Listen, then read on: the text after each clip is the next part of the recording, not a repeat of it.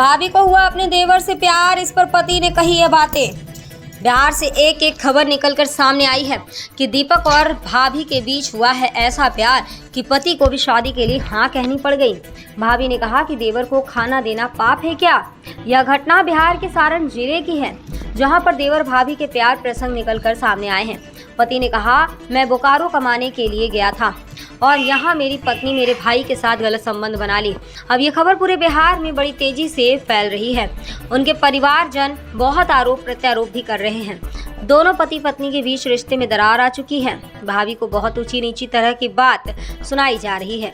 भाभी का कहना है कि मेरे पति ने मुझ पर इल्जाम लगाया है, मैं बिल्कुल सही थी लेकिन इन्होंने इल्जाम लगाया तो अब मैं उनके साथ नहीं रहूंगी।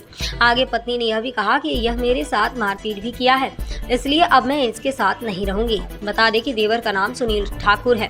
पत्नी ने अपने पति से कहा, देवर सो रहा है। जब पति बाहर कमाने गया था तब पत्नी ने कहा कि इधर बहुत तेज बारिश हो रही है और बाबू देवर सो रहा है।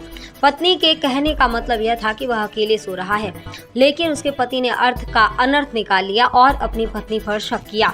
इस पर पत्नी क्रोधित हो उठी और कहा कि अब जब मुझे सभी के नजरों में गिरा ही चुके हैं तो अब मैं उनके साथ नहीं रहूंगी, मैं देवर के साथ ही रहूंगी। मुझे अपने देवर पर भरोसा है, अपने पति पर बिल्कुल भी भरोसा नहीं है।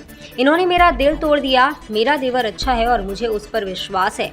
पति ने कहा, बेटी को मैं रखूंगा। जब पत्नी अपने पति के साथ रहने से इनकार कर दी और अपने देवर के साथ रहने के लिए राजी हो गई, तब उसके पति ने कहा, ठीक है, जितने पैसे लगेंगे मैं अपना पैसा लगाकर अपना छोटा भाई और अपनी पत्नी का शादी खुशी से करवा दूंगा।